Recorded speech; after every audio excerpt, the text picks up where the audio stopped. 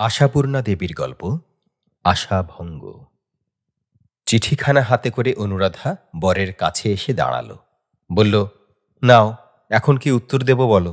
মৃগাঙ্ক খবরের কাগজ থেকে মুখ তুলে প্রশ্নটা সম্বন্ধে যেন একটু অবহিত হয়ে উত্তর দিল, তোমার খুশি। ওই দেখছো তো, কখনো যদি একটি সোজা উত্তর পাওয়া যাবে। কেন আমার খুশির উপর নির্ভর কেন? সবসময় বুঝি যা খুশি হচ্ছে তাই করছি? আহা, করছো কে বলছে? করোনা বলেই তো এত খেদ। তাই এবার থেকে যাতে নিজের খুশিতে চলতে পারো তারই হুকুমনামা দিয়ে দিচ্ছি। অনুরাধা বলল, হয়েছে, খুব উদারতা দেখানো হয়েছে, কিন্তু ঠাট্টা রেখে সত্যি বলো, কিভাবে উত্তরটা দিলে ঠিক হবে, মানে যাতে আর কি মহাশ্বেতা মনক্ষুণ্ণ হবে না।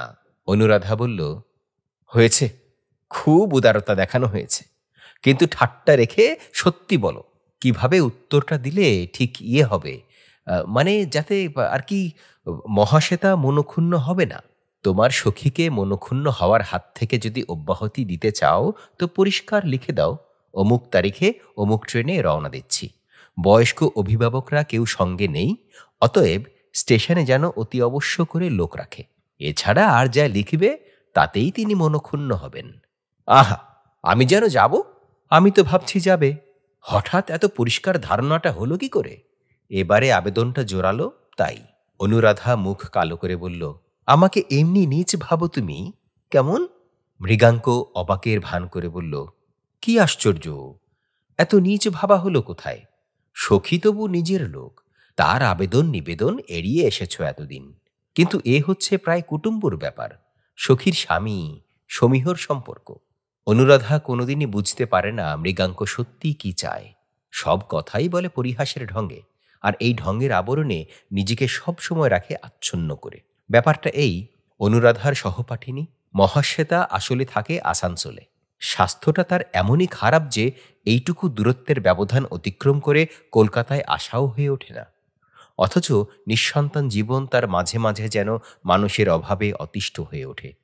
তাই সে যে যেখানে আত্মীয় বন্ধু আছে সবাইকে চিঠি লিখে লিখে মিনতি জানায়, এখানে এসে ২-৪ দিন বেরিয়ে যাও না। এসো বলাটা খুব সহজ নয়, কিন্তু এসো কথাটার মান রাখাই কি খুব সহজ? গেরস্থ লোকের পক্ষে চট করে কোথাও ২-৪ দিনের জন্য বেরিয়ে আসা প্রায় অসম্ভবেরই মতো। আত্মীয়বর্গ কেউ কেউ ঘুরে এসেছে, আর কেউই বড় এডাকে সাড়া দিচ্ছে না। এখন সে বান্ধবীদের টানাটানি শুরু করেছে। অনেকদিন থেকেই অনুরাধার কাছে মিনতিপত্র আসছে, অনুরাধা সমানেই এড়িয়ে এসেছে। কিন্তু এবারে আর একটা নতুন চাল চেলেছে মহাশ্বেতা। স্বামীকে দিয়ে অনুরোধপত্র লিখিয়েছে। সে চিঠির ভাষা এই, আপনার সখী জানাচ্ছেন এই শেষবারের মতো আবেদনপত্র যাচ্ছে। এবারেও যদি একবার অনুগ্রহ করে অধমের বাড়ি পায়ের ধুলো না দেন, বুঝতে হবে আপনার হিসেবের খাতায় মহাশ্বেতার কোনো স্থান ছিল না। এই চিঠি নিয়েই ফাঁপড়ে পড়েছে অনুরাধা। সত্যি কি অক্ষম সে? বন্ধু কাতর আবেদনে আমন্ত্রণ জানাচ্ছে ২ দিনের জন্য একটু বেরিয়ে যেতে। সে অনুরোধটুকু রক্ষা করার ক্ষমতাও তার নেই। কিন্তু কেন নেই?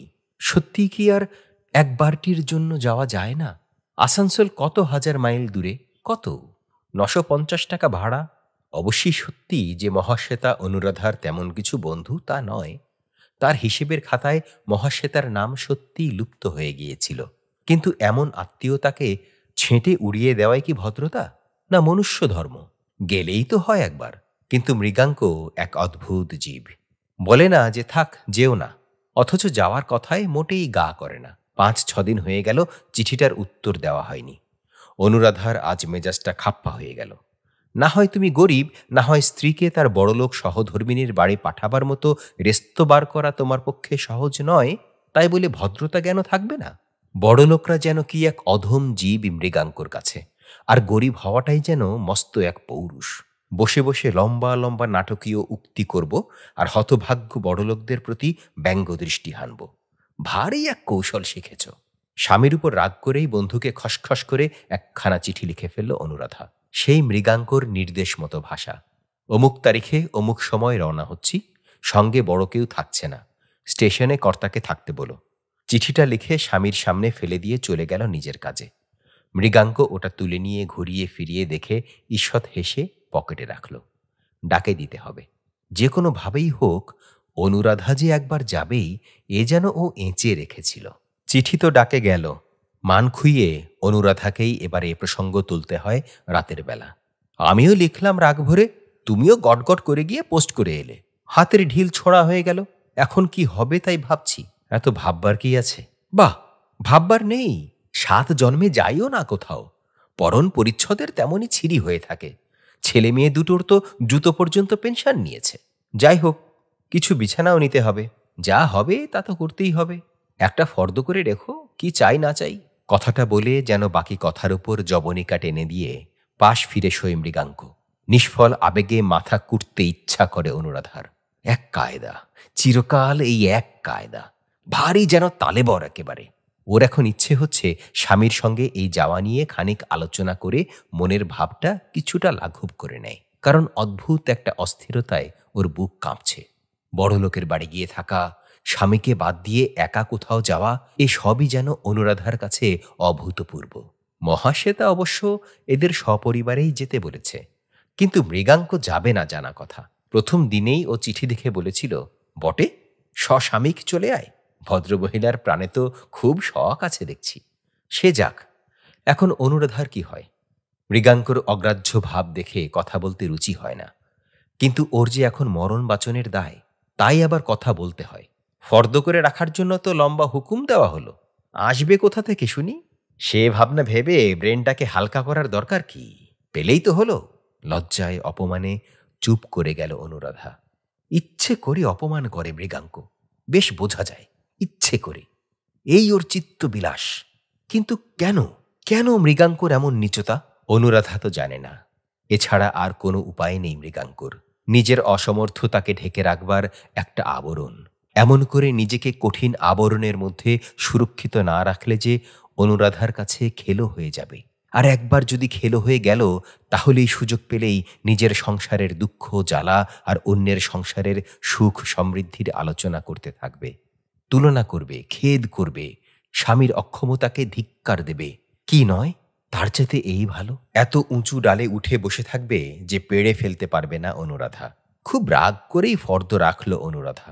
সুটকেস থেকে শুরু করে অনেক কিছু, ছেলেদের জামা, জুতো, নিজের শাড়ি, সেমিজ, বিছানার চাদর, বালিশের ওয়ারের জন্য লং ক্লথ, তাছাড়া সাবান, মাজন, তেল, চিরুনি, এটা সেটা কত কি। হ্যাঁ, সব এনে দিল মৃগাঙ্ক, গুছিয়েও দিল সব। শুধু স্টেশনে গেল না। অনুরাধা এই অবহেলাটা সত্যি আশা করেনি। জীবনে কোথাও যায় না অনুরাধা। হাওড়া স্টেশনে কবে শেষ এসেছিল ভুলেই গেছে। আর সেই আশা এলো কিনা সম্পর্কে এক ভাগ্নের সঙ্গে। না, ফিরতে আর ইচ্ছে হয় না। যদি এই যাওয়াই জন্মের শোধ যাওয়া হতো, ঠিক জব্দ হতো মৃগাঙ্ক। কিন্তু বিধাতা তো কখনো উচিত লোককে জব্দ করেন না। জব্দ করেন তাকেই যে নিরপরাধ। হ্যাঁ, বিধাতার ওই রকমই খামখেয়াল। নইলে মহাশ্বেতার স্বামী নলিনাক্ষের মতো লোক, যাকে দেবতুল্য লোক বললেই ঠিক বলা হয়, তাকে এত জব্দও করে রেখেছেন। প্রায় চিররুগ্না স্ত্রী নিয়ে যাকে সংসার করতে হয়, তার চাইতে জব্দ হয়ে আর কে আছে? বন্ধুর বাড়িতে এসে প্রথমটা যেন লজ্জায় মাথা কাটা গিয়েছিল অনুরাধার। এদের অবস্থা ভালো তা জানত, এত ভালো তা আন্দাজ ছিল না। যখন কলকাতা থেকে প্রায় 100 টাকার মতো জিনিসপত্র, কাপড় চোপড় কিনে নিয়ে এসেছিল, তখন ভেবেছিল বান্ধবীকে আর ধরতে ছুতে হবে না অনুরাধার অবস্থাটা কোথায় দাঁড়িয়ে। বান্ধবীর সঙ্গে সমানতালেই মাথা তুলে চলতে পারবে।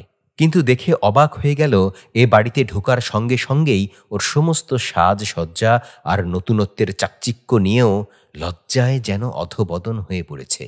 এদের এই ঘাস ছাটা সবুজ মখমলের মতো লনে অনুরাধার ছেলেমেয়ের সস্তা দামের কেটস পরা পাগুলো যেন বিশ্রী, দৃষ্টিকটু।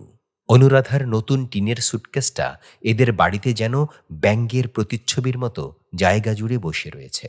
আর অনুরাধার সবচাইতে দামি শাড়িখানা পরে মহাশ্বেতার গা ঘেঁষে বসতে মেজাজ খারাপ হয়ে যাচ্ছে। 12 মাস এইরকম হাতিপাড় ধনেখালির শাড়ি পরে মহাশ্বেতা। যেমন শাড়ি অনুরাধার কাছে চিরদিনের স্বপ্ন হয়েই রইল। কেন 8 পৌড়ে শাড়ি এত দামি হবার কি দরকার? রাগে যেন গা জ্বলে যায় অনুরাধার। এইরকম ভালো ভালো শাড়ি জামা পরে শুধু পুতুলের মতো ঘুরে বেড়ানো, স্বামীকে এক পেয়ালা চা পর্যন্ত করে খাওয়াবার ক্ষমতা নেই, অথচ এই স্ত্রীকে মাথার উপর সিংহাসন পেতে বসিয়ে রেখেছে নলিনাক্ষ। প্রথমটা এদের প্রেম দেখে যেন অভিভূত হয়ে পড়েছিল। অহরহ স্ত্রীর জন্য কি উৎকণ্ঠা, কি সতর্কতা, কি আহা আহা আর গেল গেল ভাব নলিনাক্ষর। এর কাছে মৃগাঙ্ক তুলনা না করে পারে না অনুরাধা। প্রতি পদেই তুলনা আসে। উঠতে বসতে খেতে শুতে মনে হতো, হ্যাঁ, স্বামী যদি হতে হয় তো নলিনাক্ষর মতো স্বভাবের লোকেরই হওয়া উচিত, যারা স্বামিত্বকে খাঁটি প্রভুত্বের কোঠায় রাখে না। কিন্তু দু একদিন দেখার পরই ক্রমশ সবকিছু বাড়াবাড়ি লাগছে। এখন মনে হচ্ছে, আহা, ওই তো খেদি বউ, তাই আবার চিররুগ্না, কখনো এক গ্লাস জল পাবার পিত্তেশা নেই বউয়ের কাছে, তার আবার এত আদর। আদিক্ষেতা, সত্যি আদিক্ষেতার মতোই দেখতে লাগে অনেক সময়।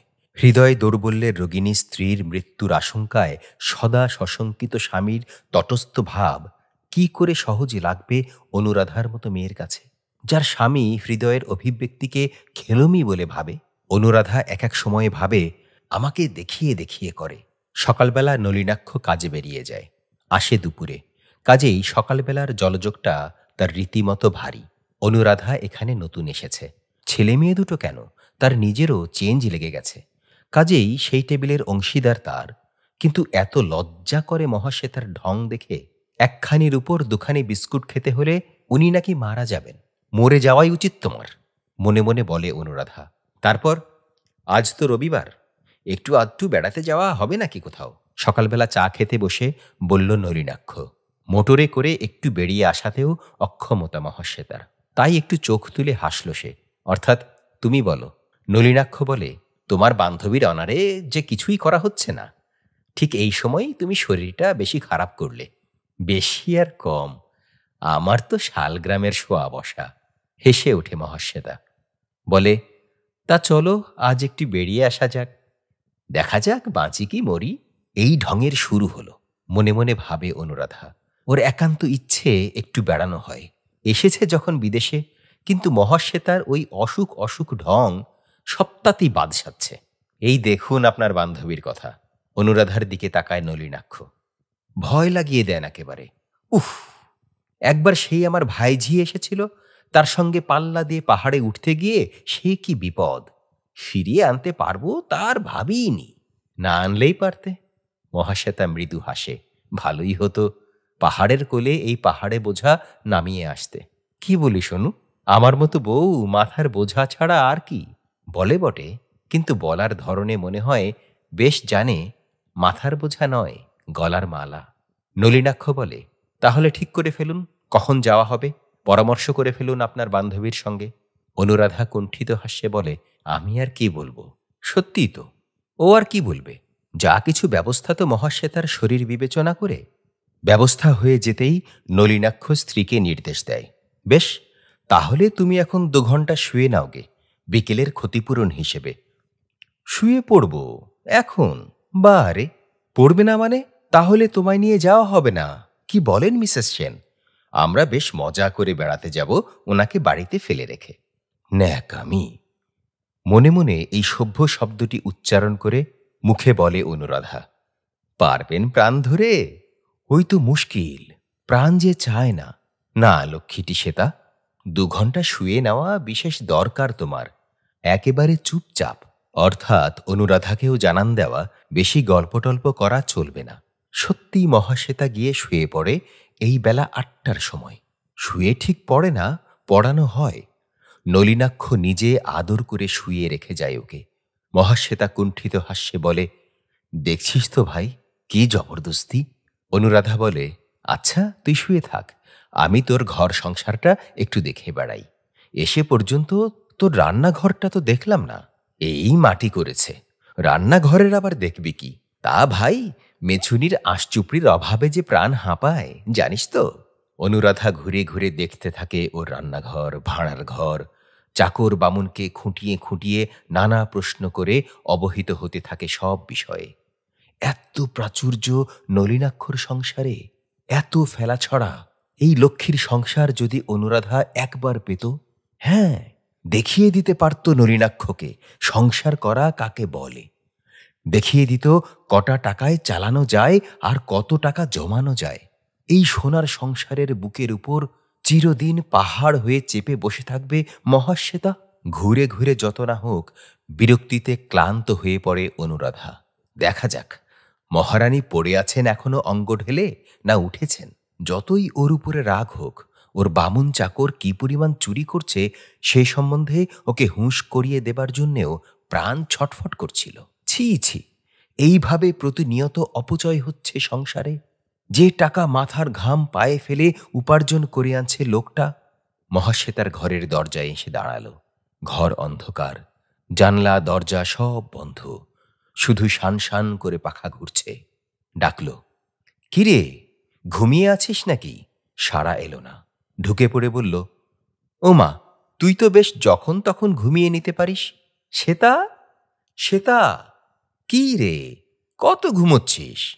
শ্বেতা নিস্তব্ধ। ভয় করে অনুরাধার। নলিনাক্ষ আড়ালে বলে, ওর হার্টের অবস্থা তো জানেন না। ওকেও বলি না, ডাক্তার বলেছে যে কোনো মুহূর্তে ঘুমিয়ে ঘুমিয়ে হার্ট ফেল করতে পারে। সেই মুহূর্তটা কি তবে এসে গেল হঠাৎ? মৃদু আর সন্তর্পণে ভয়ে ভয়ে ওর কপালের উপর হাত রাখল একটু। ঠান্ডা কনকনে, শুধু পাখার হাওয়ায় এত ঠান্ডা হয়? আশঙ্কায় বুক কাঁপে। কাউকে ডাকবে নাকি? চিৎকার করে উঠবে? ভালোবাসার নিদর্শন দেখাতে কেঁদে উঠবে? কিন্তু অনুরাধার তো হার্টের অসুখ নেই। ওর বুকটা এত কাঁপছে কেন?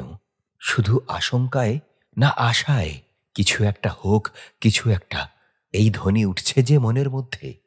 সে কিছুটা কি? নলিনাক্ষর মুক্তি। কিন্তু নলিনাক্ষর মুক্তি চিন্তায় অনুরাধার এত মাথা ব্যথা কেন? চিৎকার করে উঠল না অনুরাধা, দাঁড়িয়ে দেখতে লাগল। না, কোনো সন্দেহ নেই, মুখে মৃত্যুর প্রশান্তি। বুকের কাপড়টা ওঠানামা করছে সে শুধু পাখার হাওয়ায়। ভাবতে থাকে, সখীর মৃত্যুর সঙ্গে সঙ্গে কি অনুরাধা চলে যাবে? যাওয়াটা ভালো দেখাবে? নলিনাক্ষকে একটু শান্ত করে যাওয়াটা কি কর্তব্য নয়? আশ্চর্য, অসুখটা তাহলে নিছক কাল্পনিক নয়? এত সহজে মরে যেতে পারে মানুষ এমন নিঃশব্দ মহিমায়? কতক্ষণ যে তাকিয়েছিল অনুরাধা, কতবার মহাশ্বেতার বুকের কাপড়টার ওঠানামা দেখেছিল কে জানে। হঠাৎ আর একবার ডেকে উঠল, শ্বেতা, শ্বেতা। নির্জন ঘরে শব্দটা যেন ঝনাত করে বেজে উঠল। অনেকক্ষণ চুপ করে থাকার পর হঠাৎ ডাকটা যেন নিজের কানেই অদ্ভুত বিকৃত শোনাল। মনে হলো ঘরের জিনিসপত্রগুলো সব যেন ধাক্কা খেল হঠাৎ। আর অনুরাধার সমস্ত দুশ্চিন্তাকে ব্যঙ্গ করে, সমস্ত কল্পনাকে বিদীর্ণ করে, সমস্ত আশা ভঙ্গ করে দিয়ে চোখ মেলে চাইল মহাশ্বেতা। হার্টের রোগীর গভীর ঘুম এর আগে কখনো বুঝি দেখেনি অনুরাধা।